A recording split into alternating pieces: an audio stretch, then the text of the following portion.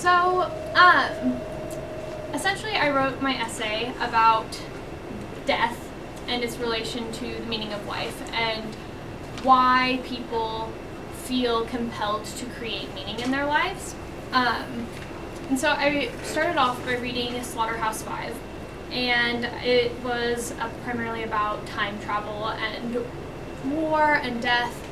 And I was told by my friends that Safety Not Guaranteed, which was a recently released movie, also had a lot of time travel in it, which had to do with the psychological state of the main character. So I began delving into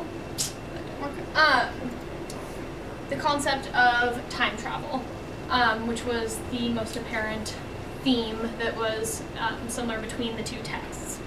And what I thought was really interesting in both texts was that the main character who time traveled, or at least believed he could time travel, it wasn't necessarily clear whether or not they actually were, and both texts were written in a way that was fairly ambiguous as to whether it was fictional or not, in that we didn't know whether it was in their minds that they were time traveling or in reality that they were. So that started me to thinking about psychology and how time is a human concept. It's something that we've created as humans, and how a person's psychological state inherently affects how we view time. And I think that's really common in class. If you're really bored, you look up the clock every 10 minutes, it seems to pass like immensely slowly, and if you are having fun, it passes really quickly.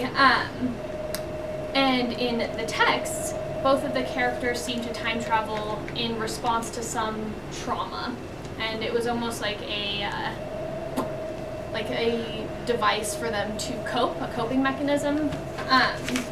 And so, because I didn't really know all that much about psychology or physics, and I didn't want to go delving into all of that stuff, I started looking at what could have possibly led them to want to need that coping mechanism, and why did they feel the need to time travel, and what were their similarities outside of those two more obvious things.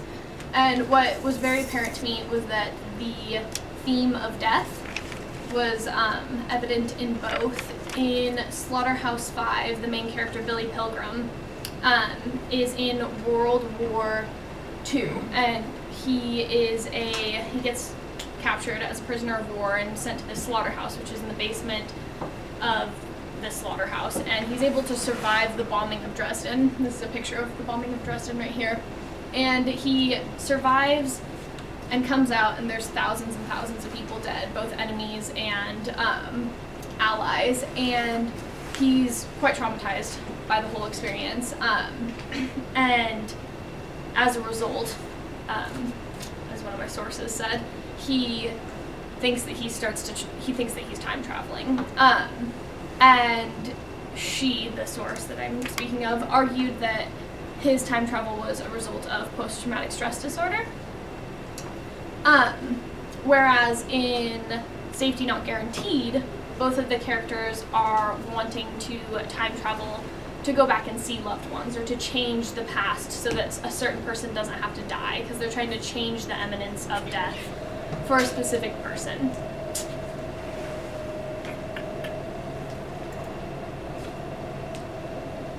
So here is a picture of Darius and Kenneth, the two main characters of Safety Not Guaranteed, and this is a picture of the scene in which they are discussing why they want to time travel.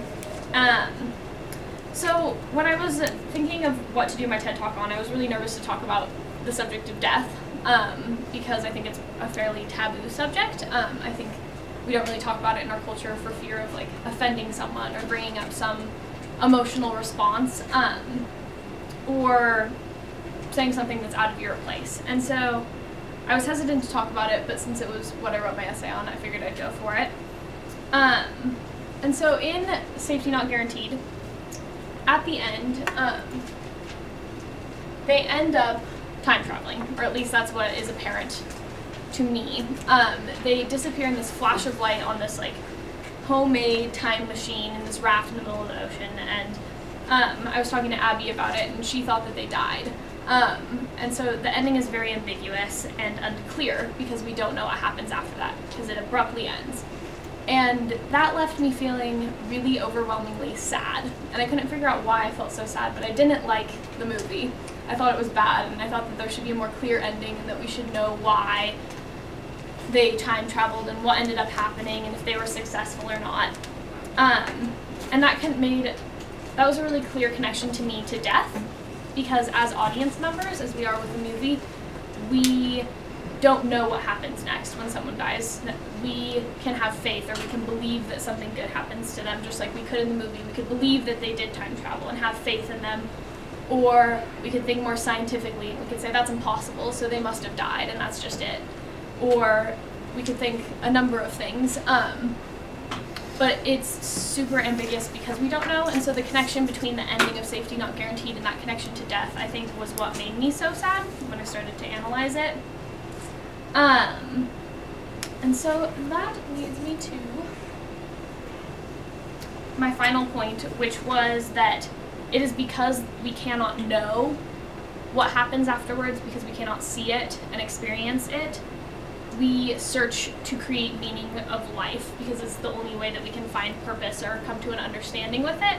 And a lot of people do that through religion or faith or worldly pleasures, or search for answers through science. But it is because of death that we feel the need and feel compelled to find meaning in life. That is it.